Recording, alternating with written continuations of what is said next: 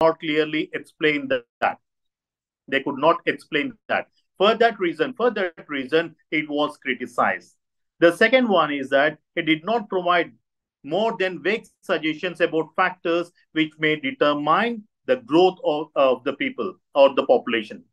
It also argued that this theory is not a theory at all, but a more description of historical events that has occurred in the developed countries with some regularity.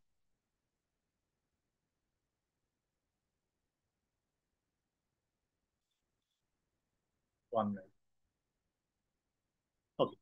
So the third one is they said that whatever has happened in the past, they simply tried to project the population size like that. Said they did not clearly formulate a theory. That was the third argument uh, which was used to criticize this theory. This theory also suggested certain complexes of factors which presumably influence the components of population growth. Hence, its explanatory or predictive value is questioned. And even the theory appears in general terms to be a reasonable representation of the course of population of events in most of the present day industrialized countries. It is not capable of predicting levels of mortality or fertility or the point of time at which fertility declines. In the so called modern societies, we are not in a position to understand how it is going to affect the mortality or the fertility. For example, when the world was moving smoothly, when the world was prospering like anything, all of a sudden we have this corona, which has increased the mortality rate across the world. We must have witnessed that. So in the so-called modern societies, it will be very difficult for us to predict the levels of mortality and the levels of fertility, my dear friends. And it is also well known that developing countries have recently experienced a phenomenal reduction in death rates. As a result, there is going to be a tremendous growth in the population. This rapid increasing in population is an obstacle towards development, especially in the developing and underdeveloped countries, which are today making concentrated efforts to eliminate poverty and raise the standards of living for the masses by launching large scale plans for economical development, increase industrialization, also go for modernization. In this, we can see that in this stage, in this situation, it may bring down the birth rates also. There is a big question whether it brings down the population growth or not. According to the theory of demographical transition, the reduction in the birth rate is the byproduct of industrialization and modernization. But in fact, if a very rapid increasing population, if a very rapidly increasing population, it is not possible to wait for industrialization to bring about the required reduction in fertility. Many developing countries have adopted family welfare programs to influence fertility negatively. Nothing but they want to control it.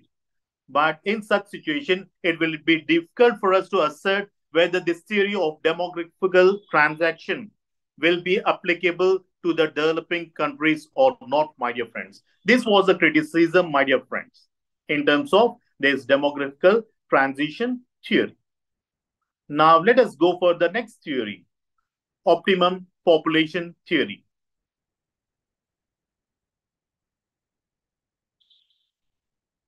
This theory, in this theory, we'll try to study the relationship between the population and the resources.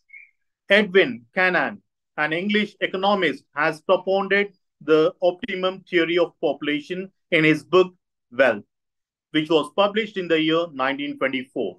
Later, this theory was popularized by Robbins, Dalton, and Sanders, and so on.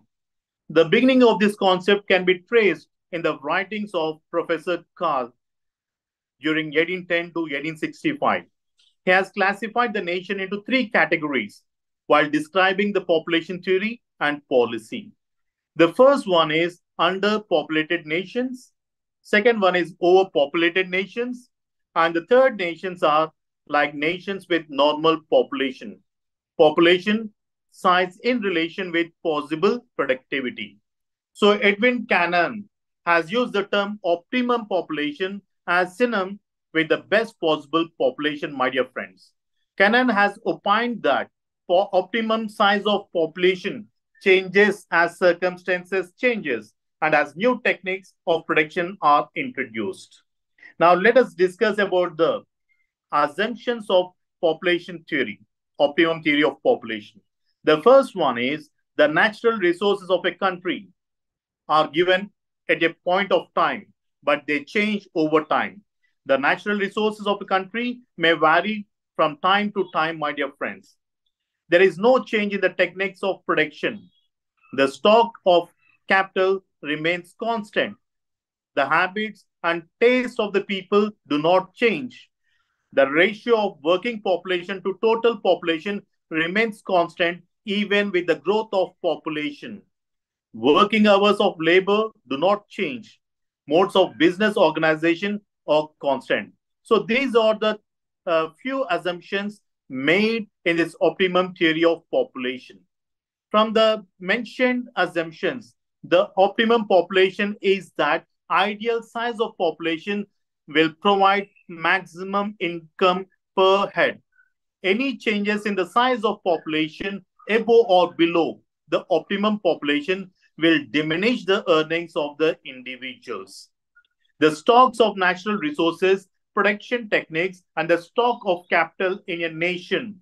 There is a definite size of population corresponding to the highest per capita income. If all these are being constant, if all the things like natural resources, production techniques, stock of capital, if all these are going to be constant or equal, any deviation from this optimum population size will lead to a reduction in per capita income. With the increase in population size, followed by an increase in per capita income, the country is under population.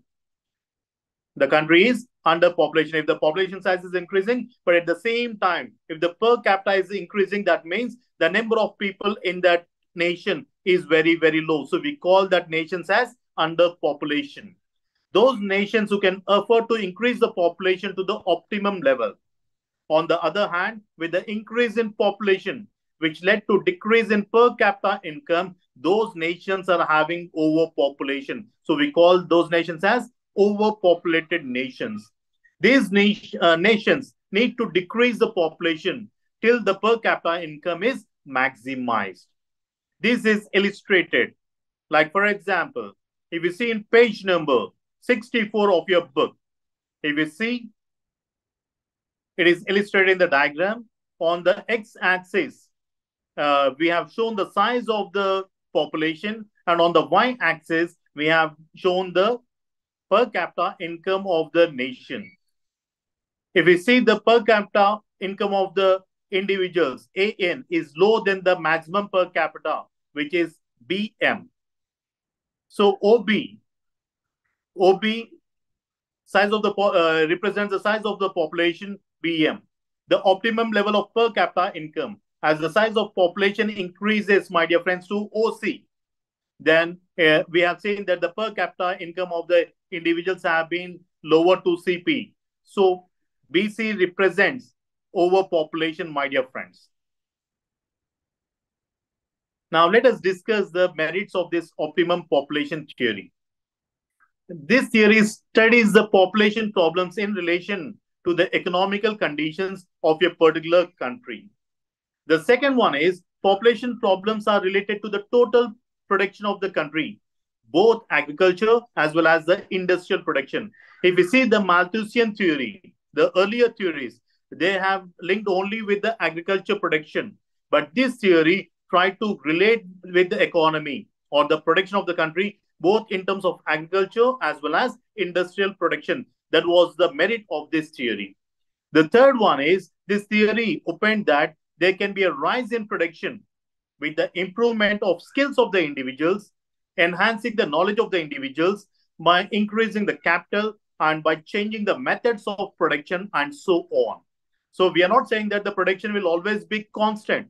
We can also increase the production, but our duty is to enhance the skills of the individuals, uh, provide certain methods so that we can increase the production. For example, in India, right now we talk about Skill India program, where each and every individual is being taught with certain skills so that they can become a skilled labor rather than an unskilled labor, my dear friends. At the same time, we, as a government, cannot provide employment opportunities to each and every individual.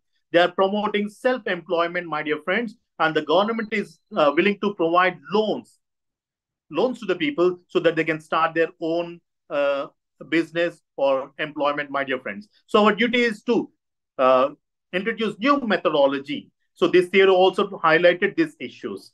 And the last one is this theory relates population to the wealth of the country, to the wealth of the country. If the nation is strong enough, remember, if they're strong, they can afford for the people. But if the nation is very, very economically downtrodden, then the government has to design certain policies to reduce the size of the population. So these are the four merits of this optimum population theory. But this theory also has its own critics. The first one is there is no practical applicability. Several writers have challenged its practical applicability on whether optimum population can be determined or not. The next one is the size of population cannot be an index of economical development.